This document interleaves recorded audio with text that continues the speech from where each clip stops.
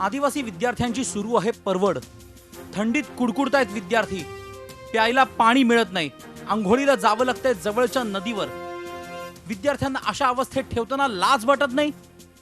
आश्रमशाळेत शिक्षण घेण्यासाठी विद्यार्थी येतात की शिक्षा भोगण्यासाठी, असा प्रश्न पडावा अशी अवस्था राज्यातल्या आश्रमशाळांची आहे. राज्यातल्या आश्रमशाळांची अवस्था पाहाल तर शेकडो कोटी रुपयांची उलाढाल करणाऱ्या आदिवासी विभागाचा संताप आल्याशिवाय राहणार नाही. आपण आत्ता पाहत आहात ही इमारत कोणत्या चाळीची नाही, तर सुरगण्यातल्या डेल्हारे गावची ही आहे शासकीय आश्रमशाळा. हॉस्टेलची व्यवस्था नसल्यानं पहिल्या मजल्यावर 3-4 खोल्यात विद्यार्थिनींची राहायची सोय केली. प्यायला पाणी नाही, वापरायला पाणी नाही, अशा अवस्थेत ही मुलं इथे कशी बशी राहतात. थोडे थंडी वाजते सकाळी सकाळी. किती वाजेपर्यंत थंडी असते? 6:30-7 पर्यंत असते. आंघोळ वगैरे कुठे करता? इथेच नदीवरतीच. नदीवरती? हो, का बरं इथे नाही करत? इथेच ना, इथून पाणी आणतो इकडे. हां, पण मग इथे सोय नाही पाण्याची? आहे, पाण्याची सोय सगळी आहे, पण ते मोटर काढले बाहेर आता. तू किती पासून आहे या शाळेत? इयत्ता 6वी. आता कितीला? 9वी. किती वेळा मिळालं तुला स्वेटर? मला तर नाही मिळालं.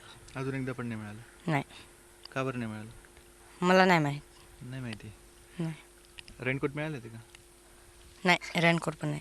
रेनकोट पण नाही? नाही, 3 वर्षात एकदाही नाही मिळालं? नाही, हां, पण तू विचारलं नाही का बरं देत नाही किंवा काय?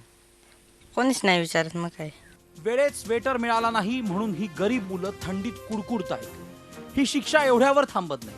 विद्यार्थ्यांना मिळणाऱ्या वह्या वर्षाच्या सुरुवातीला नाहीच तर दिवाळीच्या सुट्टीनंतर मिळाल्या.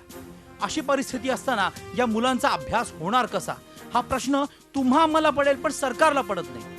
या विषयावर आश्रमशाळेच्या शिक्षकांनीही थातुरमातुर उत्तर दिली. नाही, लेट दिले होते आणि इथं शिकवायला सुरू होतं, मग मी घरून मागून घेतले वह्या. अच्छा, घरून कुठून कशा मागवल्या? वडिलांना सांगितलं होतं वह्या, म्हटलं पाठवा, आम्हाला शिकवणं सुरू आहे. मग त्यांनी पाठवले, घेऊन आले होते इथं. पाणी मुबलक आहे, फक्त फक्त मोटर नादुरुस्त असल्यामुळेच, आणि त्याचं दुरुस्तीचं काम सुरू आहे. म्हणजे मोटर विद्यार्थ्यांना पण माहीत आहे की मोटरचं काम चालू आहे म्हणून मोटर विहिरीच्या बाहेर काढून ठेवलेली आहे. आज उद्या परवापर्यंत मोटर दुरुस्त होऊन जाईल आणि लगेच पाण्याची व्यवस्था होऊन जाईल. फक्त आता एवढ्यातच बंद झाली म्हणून, नाही तर आतापर्यंत सगळं पाण्याची व्यवस्था होता, मुबलक पाणी आहे. तर गावाला लागूनच नदी आहे. नदीला खूप म्हणजे मोठी अशी नदी नाही, पण पाण्याचे म्हणजे गुडघ्याच्या खालीच पाणी असतो त्याला. आणि तिथे मग कर्मचारीसोबत घेऊन जाऊन आम्ही विद्यार्थ्यांना म्हणजे धुणं वगैरे, कपडे वगैरे धुणं किंवा आंघोळीचं थोडं व्यवस्था करतो. मग श्रीमंत बापाची गरीब लेकरं असं राज्यातल्या आदिवासी आणि त्यांच्या पाल्यांविषयी म्हटलं जातं. मायबाप सरकार आदिवासींच्या नावाखाली हजारो कोटी रुपयांच्या योजना आखतं. शासनाकडून निधी मंजूर होतो, वितरित होतो, मात्र तो निधी या मुलांपर्यंत पोहोचतच नाही. सरकार शून्य असेल तर त्यांनी या विषयाकडे गांभीर्यानं पाहावं. मुकुल कुलकर्णी, झी मीडिया, नाशिक. झी 24 तास रहा एक पाऊल पुढे.